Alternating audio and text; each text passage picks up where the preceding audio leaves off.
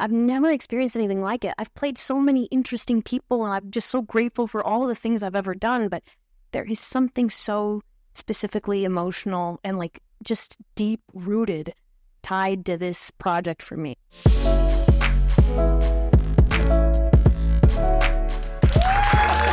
Thank you for joining me. So, the first question I want to ask you, how did this project come your way? And, what was your kind of first reaction to the material when you read it? So Tommy Kail kind of approached me. We were supposed to work together on a new rendition of Fiddler on the Roof. Oh. And it didn't happen because the studio was like, oh, no one wants to see a musical about Jews, I guess. Probably. So then that didn't happen. And then Tommy was like, but I have another project I'd love to talk to you about. I'd never seen the material yet when he kind of approached me about this, just based on his description said yes, before I'd even seen anything. And he was like, well, hang on, let me get you some material when it's finally ready, and let's see if you're still interested. And I was like, I know I'm going to be interested, but I can't wait. So I read the book in that time, and then I read the script, and it was just like, it was one of the easiest guesses. Like I said it before I even saw the material. So it was just, everything was so easy about saying yes to this project. I'm just so darn glad I did, because it was amazing to work on, and I'm just so proud of what happened and the final result. Absolutely. Well, congratulations on this show. I've read, you kind of call the novel by Georgia Hunter, who is her family that this story is based upon. You kind of called it like kind of the Bible for you and your fellow actors. And so we'd love to hear about kind of reading that book, but also any of the other research that kind of went into this as you're preparing for the role. Yeah, George's book was really this guiding light for all of us. It was such an amazing piece of material to be able to pull from, because everything that we really needed to know about our characters was absolutely in there. The writing in the book and the adaptation in the script was just so great. So I'm just so thankful that was the material we had. And that we also had access to Georgia, whose family this is based on. It was so nice to just be able to talk to her and ask her questions. And we were lucky enough to each have time with Georgia to be able to pull more additional information about the people we were playing from her. And so I asked Georgia, I was like, do you have any additional information from the family about Helena and what she was like, outside of the war? Because I wanted to get to know who Helena was outside of this terrible event, because she was a woman who had spunk and humor and so much vibrancy outside of the war. And so I got some really wonderful tidbits from Helena's grandchildren. And it was all kind of surreal to be able to have access like that to the family. Yeah. When you're playing a character like that, does this automatically heighten the stakes of your performance to know that this is a real person and she has living ancestors who may remember her? So what is it like to kind of carry that on your shoulders? It was a lot of exciting pressure, I guess. Like there is a responsibility there. Like it's something that you feel the weight of. You want to be so respectful to the people that you're playing, and you want to get to know them so well, and you want to do right by them, because Helena's not here to see this show, of course, but I got to spend time with her children. I got to spend time with Anna and Ricardo and be, amazed by them and have them share stories about their mother with me and then their grandchildren and their children. Like, it's just so important because, the point of this show is that, of course, they were the lucky ones, because during this time, the goal was to wipe every Jewish bloodline off the map. And so it just is so touching and amazing to be able to play this character, this person, and meet the family to see how unsuccessful that goal of wiping off bloodlines. Yes. The title itself, I was talking with one of my colleagues earlier tonight, for a Holocaust drama, you're going and it's going to be a tough, heavy experience as a viewer. And I imagine as a performer as well. But the title itself indicates there's a lot of hope to this story. Was that something that was kind of at the forefront of your mind from the beginning, that this is a hopeful story told amid just a horrifying event?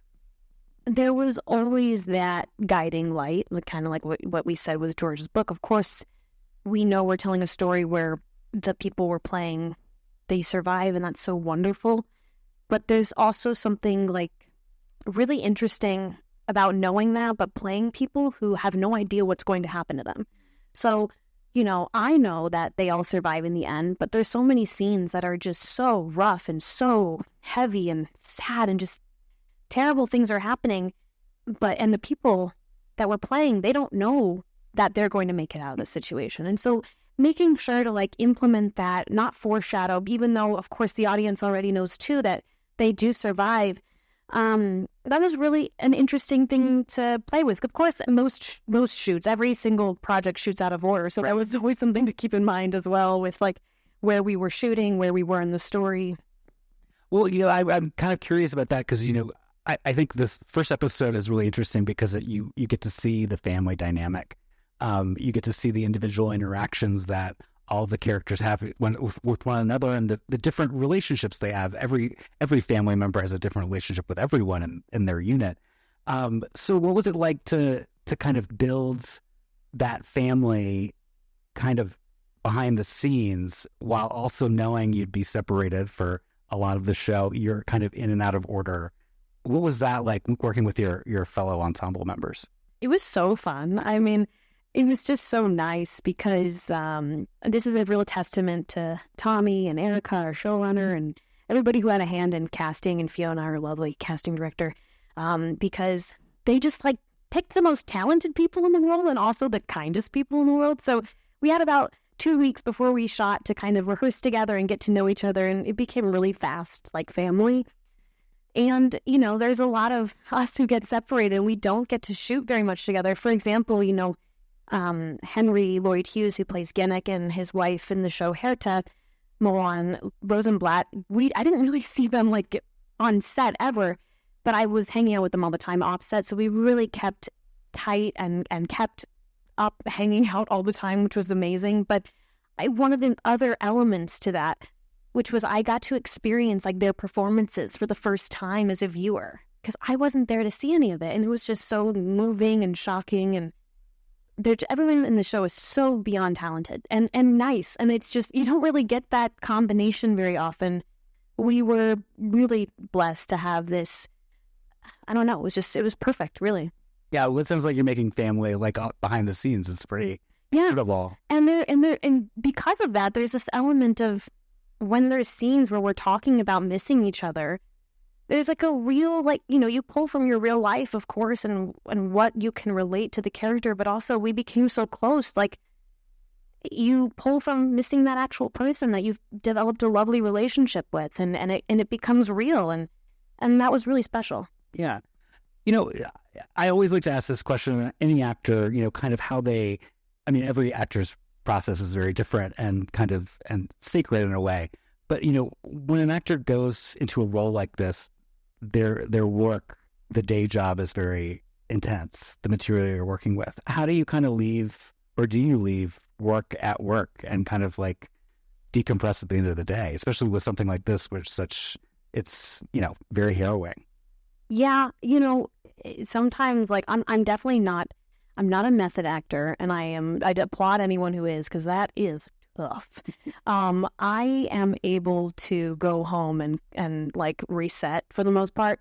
But there were days, there were some really, really tough days. I would call my husband on FaceTime and I'd be like, this is what happened today. And I would kind of tell him about the scenes, and I would surprise myself because I would start crying when I was on the phone with him about how emotional I got during this scene. Or even more so, what happened to me would be I would get really emotional in between takes and in between setups, because I would think about how horrible the situation was of this scene that I was filming, and it would really, really affect me.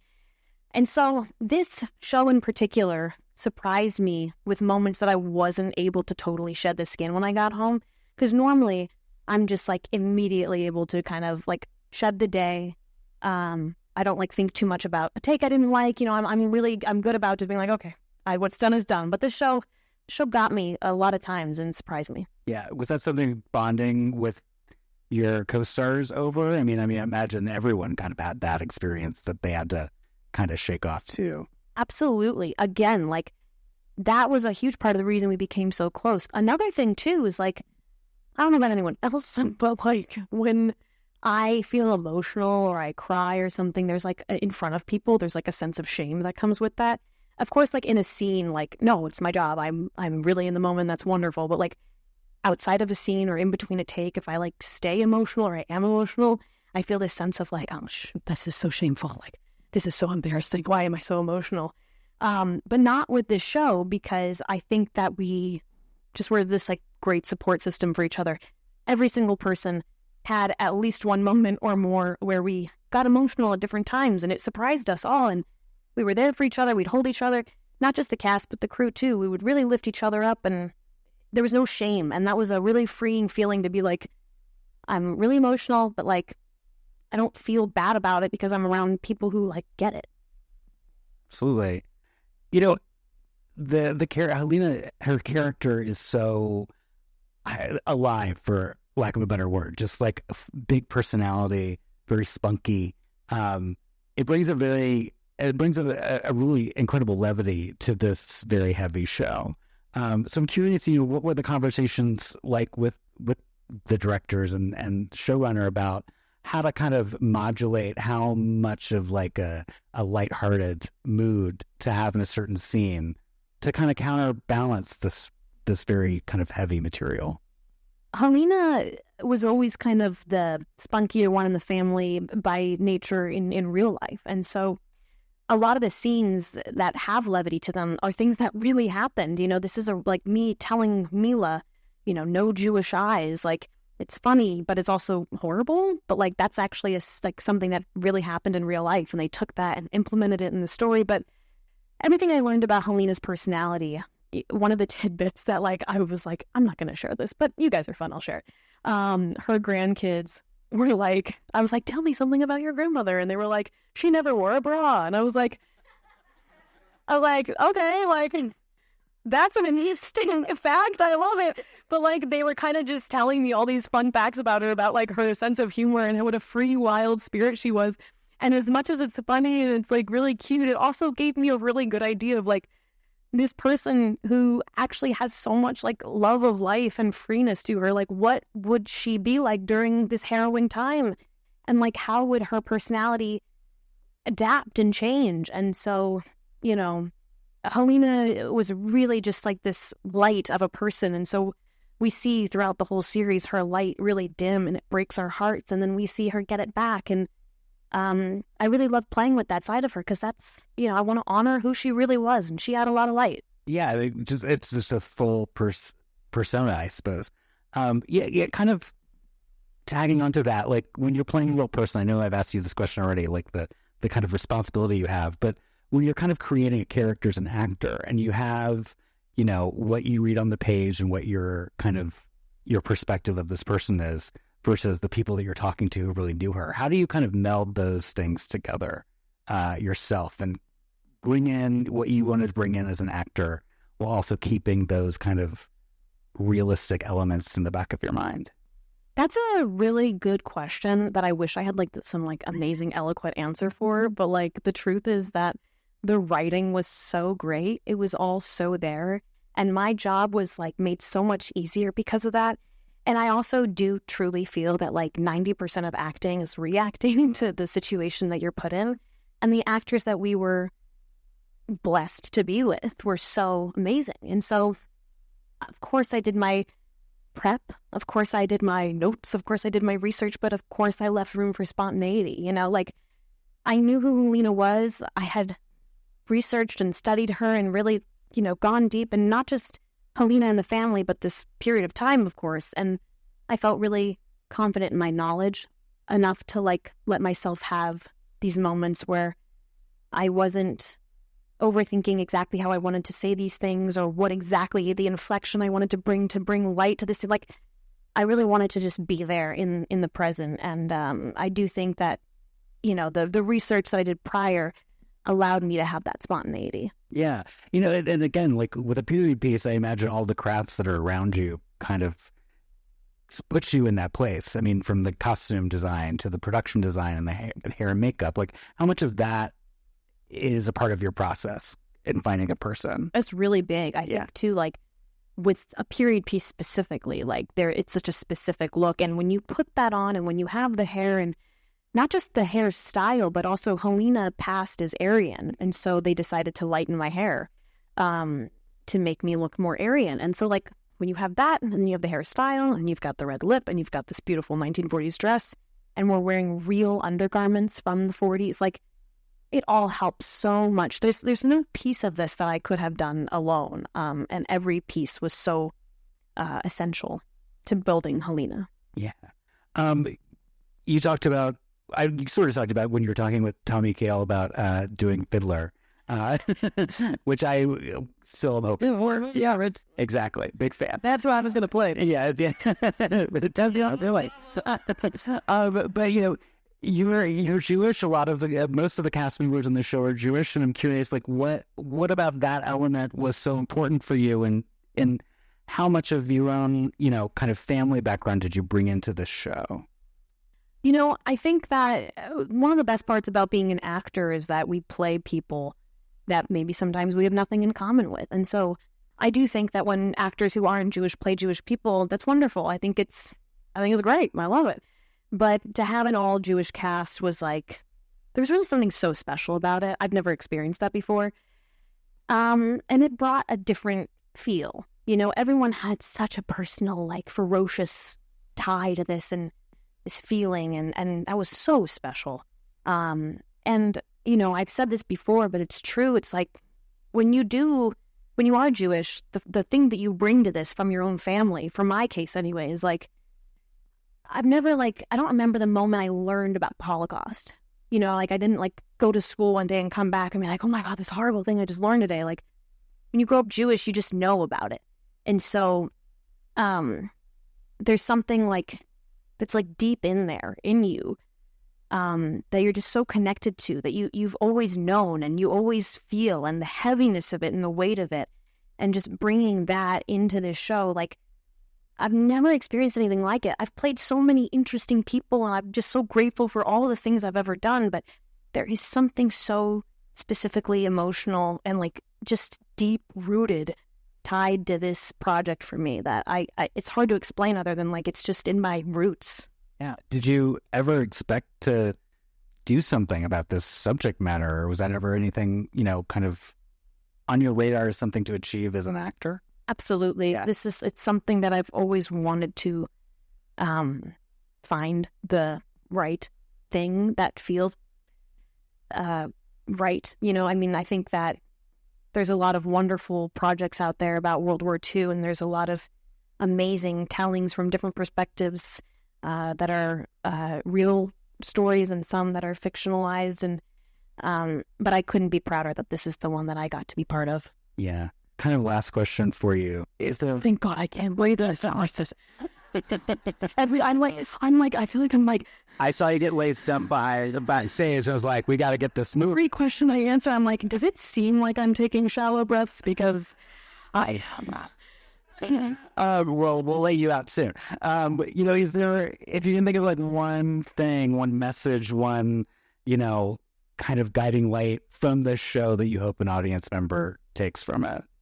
I mean, there's so many things that could come to mind, but I think the biggest thing that I hope people feel is a general sense of heightened compassion that they can bring with them for other aspects of life. I just hope that this show has that lasting effect more than anything else. I think it does. Thank you again for joining us. Congratulations.